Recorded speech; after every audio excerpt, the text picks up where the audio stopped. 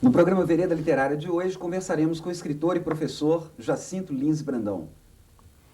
Nós vamos conversar hoje sobre literatura, teatro, romance, tendências de crítica, pós-antigo, pós-moderno, e inclusive sobre os estudos clássicos, os estudos sobre a Grécia Antiga.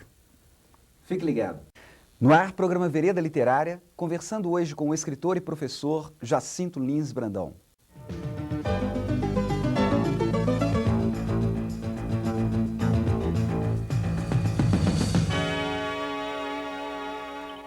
Jacinto Lins Brandão nasceu em Rio Espera, Minas Gerais. Formou-se em letras pela UFMG, é doutor em letras clássicas pela USP. Além de diversos artigos sobre literatura, Jacinto Lins Brandão é autor de textos de teatro e do romance O Fosso de Babel. Atualmente, Jacinto Lins Brandão é vice-reitor da Universidade Federal de Minas Gerais. Tudo bem com você, Jacinto? Tudo bem. Então tá ótimo. Jacinto, gostaria de começar você falando para nós fazendo para nós uma breve trajetória do seu envolvimento com a literatura. Bom, meu primeiro envolvimento com a literatura vem do fato de eu ter estudado letras e trabalhar nessa área. Então seria, num primeiro momento, um envolvimento mais da perspectiva da crítica literária. A partir de um determinado momento, eu comecei a experimentar, produzir também literatura, e em duas épocas diferentes. Num primeiro momento, por volta de 80 até 82, depois eu tive de me dedicar outra vez a programas de pós-graduação, a escrever teses, etc.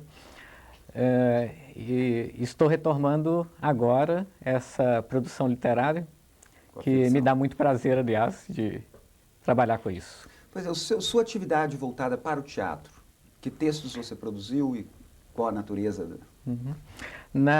Esses textos são da década de 80, do início da década de 80. O primeiro deles, que se chamava Que Vem a Senhora Dona, foi montado aqui em Belo Horizonte. Era uma história bem em cima de diálogos rápidos, com frases, com falas curtas, e o tema basicamente me foi sugerido por uma conversa que eu ouvi num ônibus. Era uma charada que uma pessoa propunha para outra, que se alguém estivesse com um carro em disparada, na frente houvesse um muro com uma velha atravessando, um rio do outro lado, uma criança brigando do outro lado, o que a pessoa escolheria? Matar a velha, matar a criança ou cair no rio? Então a peça é um pouco em torno disso. Uma família tem que escolher quem que deve morrer naquele dia, se vai ser o bebê, filho do casal que acabou de nascer, ou qual dos outros parentes que poderia morrer, se é o mais velho, o mais novo, etc. E a discussão gira em torno disso, tratando de um assunto pesado, sério, que é a morte, mas de uma forma a provocar que o público possa rir da morte. A intenção do texto era essa. Sua atividade crítica é essencialmente voltada para os clássicos. Define para nós essa sua atividade. Eu trabalho com literatura grega, basicamente.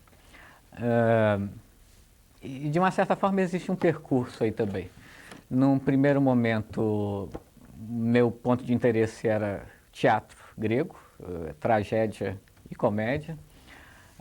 No segundo momento, a poesia arcaica, e isso inclui Homero, Hesíodo, toda essa parte de mitologia, a lírica arcaica também.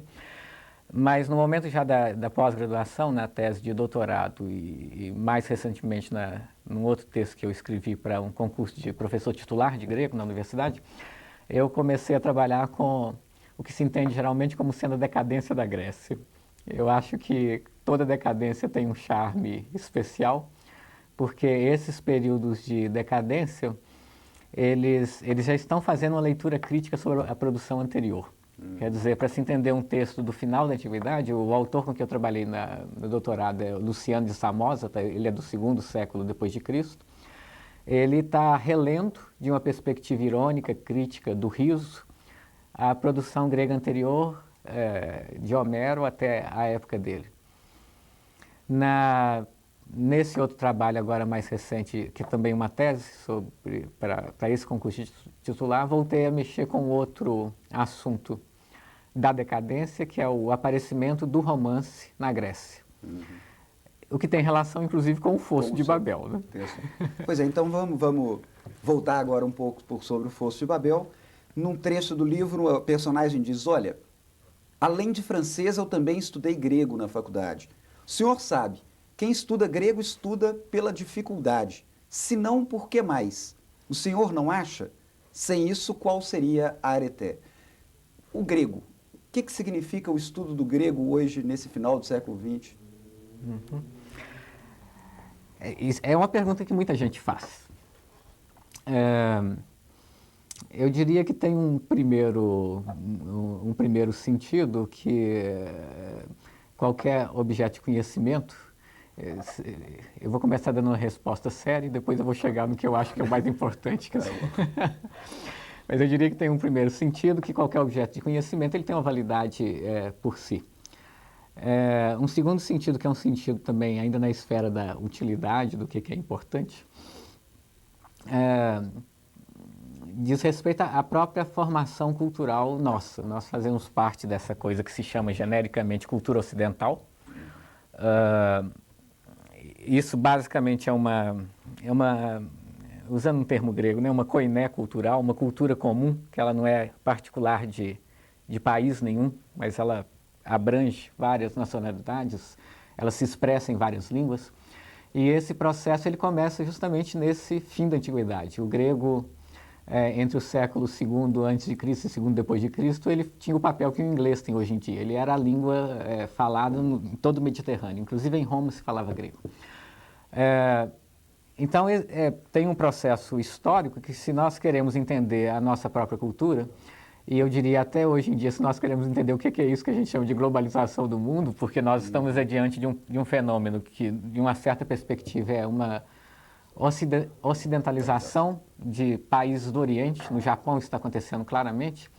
Então, em vários momentos da história, essa cultura que tem uma base grega, ela foi sendo transmitida, modificada, mas ela é a base desse nosso imaginário. Eu digo para os meus alunos que estudar literatura grega, mitologia grega, cultura grega em geral, é como fazer uma psicanálise da nossa própria cultura. A gente está entendendo certas motivações no nível do conjunto social, por que a gente enxerga o mundo de uma determinada forma. Agora, a última razão que eu acho mais importante, e nem sempre é considerada séria, que é o prazer. Eu acho que estudo depende basicamente de prazer. E nesse caso, a dificuldade é um incitamento ao prazer. Uma coisa que é muito fácil, ela não provoca essa sensação de que uma área de conhecimento está sendo dominada paulatinamente a partir de um método adequado. Eu acho que quem estuda grego estuda pelo prazer. Pelo prazer. Você falou em mitologia, o universo helênico é povoado dos mitos. Nós falamos hoje que sempre que morre alguém importante, como Lady Diana, a gente fala, puxa, as pessoas precisam do mito. Na imprensa, Barthes tratou disso de uma outra perspectiva. Que perspectiva você vê para o mito na pós-modernidade? Olha, o mito tem uma função universal em qualquer cultura, que eu considero que é basicamente de ser um dos pilares para a formação do imaginário social. As culturas, elas lidam com esses mitos, até porque o imaginário é que dá essa coesão social, faz com que uma cultura seja uma cultura determinada. E em momentos diferentes se criam imagens diferentes para povoar esse espaço. Na perspectiva da cultura atual, talvez a gente tenha um pouco em aberto o que seria esse espaço a ser ocupado pelos mitos, e pode ser que isso seja uma consequência do individualismo que marca essa construção social no momento que nós estamos. Esse espaço individual em grego se chama idios, e o indivíduo que pensa só em si é um idiotes em grego, é de onde vem idiota para o português. Isso pode ser uma característica da nossa própria sociedade hoje e pode ter relação com essa falta de referência que nós trabalhamos, em que nós vivemos hoje em dia. Jacinto, para dar um depoimento sobre o seu trabalho, nós convidamos a jornalista e professora Miriam Christos. Vamos ver? Vamos ver. Existe uma frase muito antiga, muito citada e também muito criticada, que fala que o estilo é o homem. É claro que a gente sabe hoje que entre autor e obra não existe uma relação mecânica, mas também a gente sabe que existem ressonâncias. O professor Jacinto é um homem culto, no sentido mais contemporâneo que esse termo possa ter. Isto é, ele transita com desenvoltura por várias áreas do conhecimento e consegue estabelecer um diálogo muito interessante entre essas áreas, que vão desde conhecimentos da língua grega, da cultura clássica, do romance do século XIX, literatura pós-moderna e as mídias contemporâneas também, como cinema, internet, vídeo. E todo o texto do professor Jacinto tem a marca da sua leveza, da sua relação com o mundo, da sua afetividade. Seja um discurso de posse, seja a homenagem ao professor aposentado ou emérito. O Fosso de Babel é um pouco assim como o seu autor. Ele possibilita várias entradas. Ele pode ser consumido vorazmente numa manhã de sol, sem mais compromisso que isso, porque ele tem elementos de uma boa investigação policial. Mas ele tem também citações de grego antigo, ele tem elementos que fazem um diálogo com essas mídias modernas, ele tem um texto muito ágil, que lembra a edição de um vídeo, e tem principalmente um humor, mas um humor muito sofisticado. A gente poderia dizer no interior de Minas que o Fosso de Babel tem de um tudo. E é por ele ser esse mix dessas coisas todas que ele é um ótimo romance, um dos melhores dos últimos anos. Pois bem, Jacinto, gostaria que você falasse agora para nós sobre o trabalho de construção do romance O Fosso de Babel. Olha, é sempre difícil falar sobre o próprio texto. Eu acho que o texto acaba de ser construído pelo leitor. O tipo de comentário da Miriam, por exemplo, é bem esse trabalho de reconstrução do leitor com relação ao texto que chega na mão de cada um.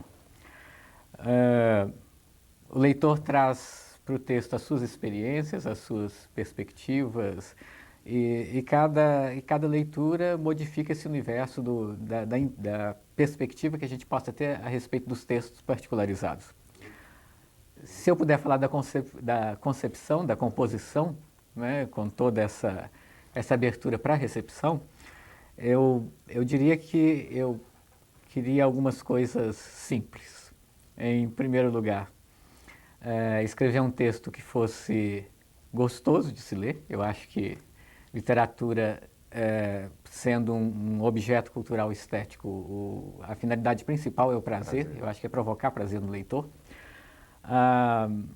Em segundo lugar, eu queria um texto que desse margem a várias leituras, que ele pudesse ser lido como uma simples história em nível superficial, e que na medida em que o leitor tivesse várias experiências em vários campos, que ele pudesse perceber as relações, as referências, geralmente irônicas, a várias esferas do conhecimento e a vários autores também. Alguns autores são referenciais.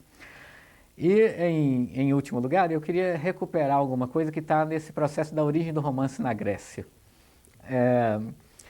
Diferentemente do Umberto Eco, no Nome da Rosa, do Isaías Pessotti, né, naqueles Cães Malditos de Arquelau, em que as personagens encontram textos ou estão procurando textos que são perdidos, esses textos não existem. No Fosso de Babel, a personagem está procurando um texto que existe o romance que ele está procurando. Quer dizer, nesse processo dessas...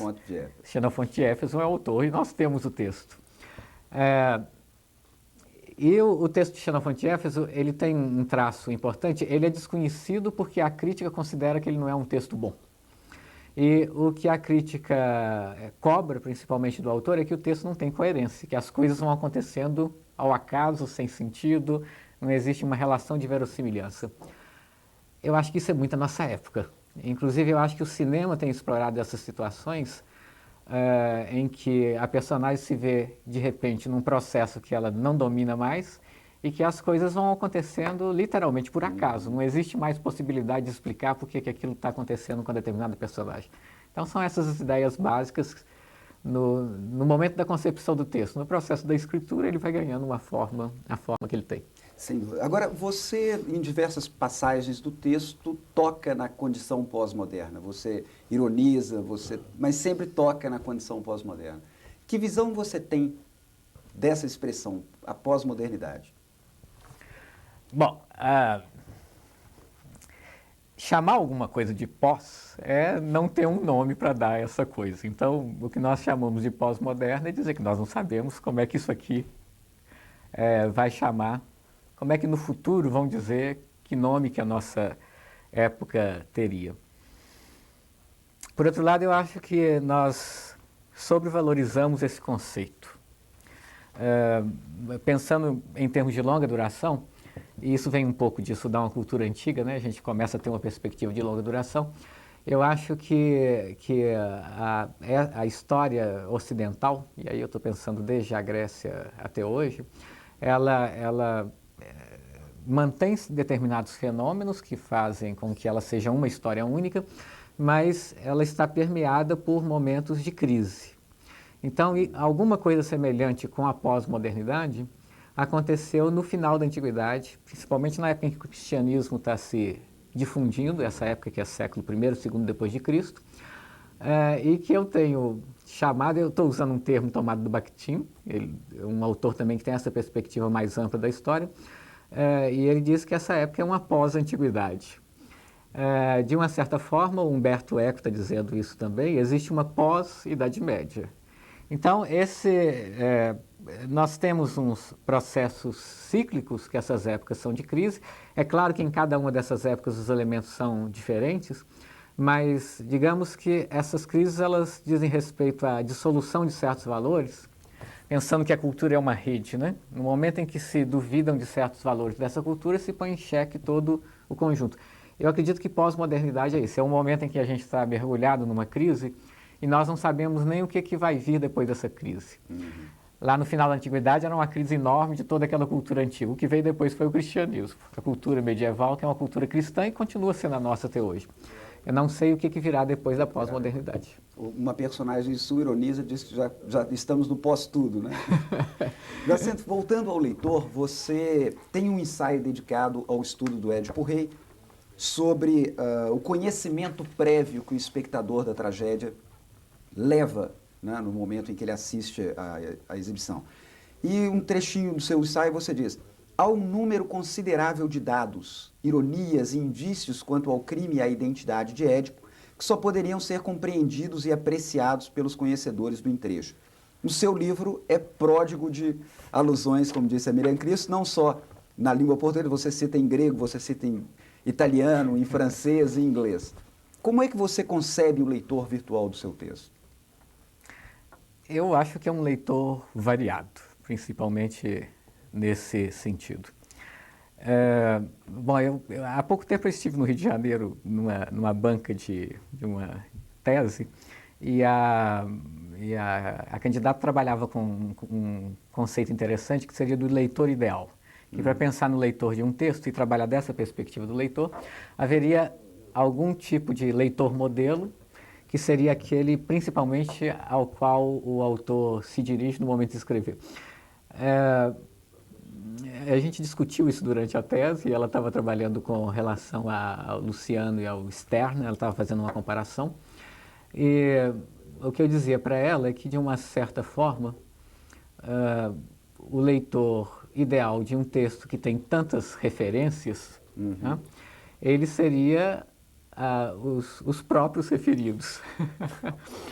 Se eu pudesse pensar nessa perspectiva, tá, eu diria que um leitor ideal do meu texto, se eu pudesse projetar isso, no Brasil seria Machado de Assis.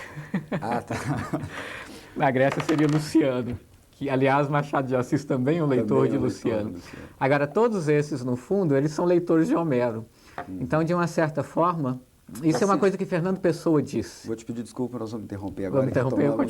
Jacinto, nós interrompemos o bloco anterior no momento em que você definia o leitor ideal como leitor de Homero.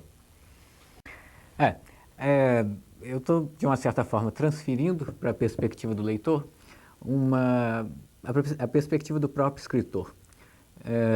Fernando Pessoa tem uma frase interessante num dos textos em prosa, que ele diz que qualquer poeta verdadeiro deve dar a entender no menor de seus versos que antes dele existiu Homero.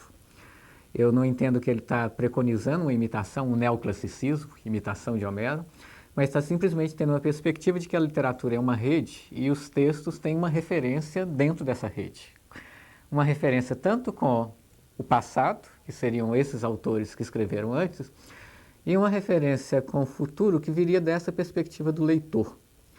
Agora, entre a composição e a leitura, nós podemos embaralhar mais essas cartas, né? Um crítico grego, o Pseudo Longino, ele diz que o escritor deve pensar, no momento de escrever, como é que os leitores do futuro vão lê-lo, mas que ele deve pensar principalmente como é que os autores do passado leriam. Então seria pegar o autor, pegar Homero, pegar Machado de Assis, pegar os autores que inclusive podem estar influenciando a obra, e de uma certa forma está colocando esses autores na condição dos leitores ideais. Agora, esse jogo entre passado e futuro, eu acho que o que aparece de interessante com relação a isso é que para se obter isso, né, para se escrever, por exemplo, como os autores do passado, ou vão fazer provavelmente os autores do futuro, e o que os leitores do passado e do futuro esperam, provavelmente a melhor hipótese, a melhor alternativa é escrever para o presente. Então, nesse sentido, nesse conjunto todo de referências do jogo que possa se fazer com a história, eu queria para o Fosso de Babel um leitor contemporâneo. Você, uma das personagens do seu livro, que torna-se um duplo do narrador, inclusive, desenvolve uma teoria, a teoria das sequências, e o texto diz o seguinte: Carlos Lima, o detetive, explicava uma teoria complicada, isto é, era na verdade muito simples, embora se saiba bem que o máximo da simplicidade é o auge da complicação. O que vale não é o que acontece, mas sempre o seguinte. Por exemplo, se eu tenho fome, não é isso que tem para mim valor, mas o seguinte, que é comer. Se estou doente, o que importa é o estado seguinte, sarar ou morrer. Se hoje é quinta, só penso na sexta. Se é agosto, setembro. Se como lima, lembro limão. Agora, dá um trato para nós nessa teoria das sequências. Bom, tem uma primeira intenção que é, de uma certa forma, uma crítica ao excesso de teorias com que nós tentamos entender o mundo. E a teoria tem essa função, ela faz um recorte na realidade e procura dar um certo entendimento, uma certa leitura dessa realidade. Nenhuma teoria faz isso completamente, a realidade é mais... Eu acho que o que existe de interessante no mundo é que ele consegue ser mais surpreendente do que supõem as nossas vãs filosofias, teorias, explicações que nós possamos dar a respeito dele. O caso aí dessa teoria da sequência tem uma relação com essa concepção do conjunto da obra também. Quer dizer, ele está num processo, inclusive, em que ele vai se dissolvendo como personalidade e ele não tem controle sobre o que acontece no passo seguinte. É meio a estrutura de seriado de faroeste, né? Na hora que se resolve um problema, perdidos no espaço, né? Na hora que o filme termina e resolve um problema, o outro problema já está colocado para a sequência seguinte.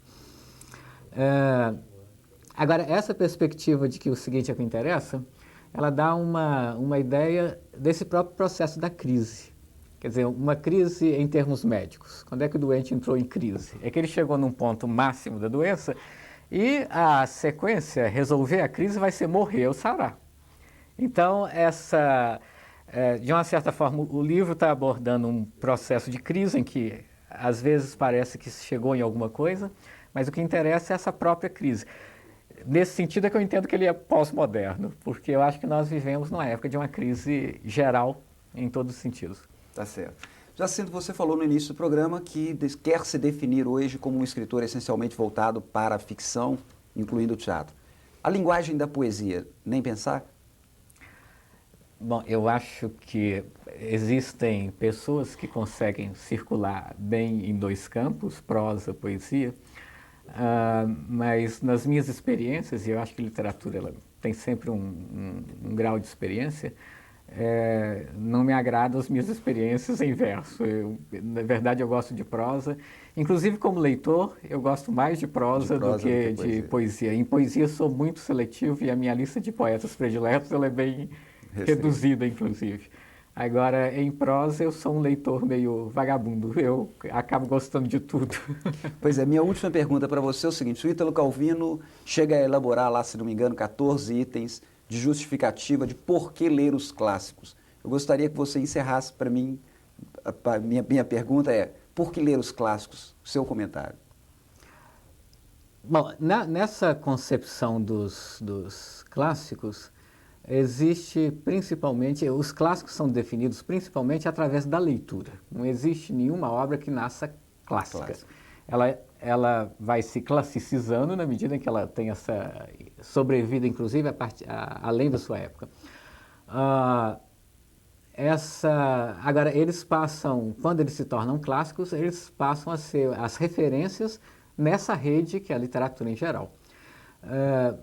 Eu acho que ler os clássicos é indispensável para que alguém se forme como leitor. Eu não posso... Alguém que pega o texto que acabou de sair e lê sem ter uma referência do conjunto da literatura, ele vai ter uma leitura, sem dúvida, empobrecida. Eu acho isso muito simples de entender, por exemplo, porque a gente lê na escola, num determinado momento, Machado de Assis. O que é ler Machado de Assis aos 15 anos, e que geralmente alguns estudantes, inclusive, acham chato, que o professor leia porque o professor mandou, e o que é voltar a ler Machado de Assis aos 40 anos. 30, 40. É como estar lendo de novo um outro texto, porque a gente tem muito mais experiência, e essa experiência, inclusive, da própria literatura.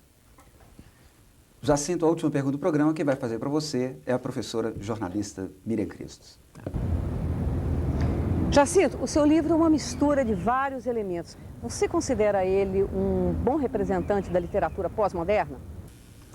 Eu não sei se um bom representante, isso depende da história que ele tiver agora que ele está circulando. Em termos do pós-moderno, eu diria que eu esperaria que ele fosse um romance pós-antigo. Tá bom. Jacinto, Vereda Literária agradece sua entrevista e deseja mais sucesso para o seu trabalho. Muito obrigado. Obrigado. BR. Para encerrar, um pequeno convite à obra O Fosso de Babel, de Jacinto Lins Brandão. Houve uma vez que alguém lhe dissera não acreditar de jeito nenhum em duas coisas, disco voador e em quem sabe grego. Não dava mesmo para acreditar. Depois de mais de 30 anos, com tanto tempo gasto em aprender e ensinar, ensinar o quê? O que não sabia. Não fosse a admiração dos jovens pelos mais velhos, que se pavoneiam em nome de coisas desconhecidas como experiência, ciência, consciência, paciência, não fosse isso, seria tratado como bufão. Poucos percebiam o que havia de fragmentário de trás da performance, até porque, não conhecendo o script, não se davam conta dos ruídos, dos lapsos, do improviso, da inconsistência e precariedade. Poucos percebiam, mas esses poucos sempre existiam. Contamos com você aqui no nosso próximo programa. Boa leitura, muito obrigado.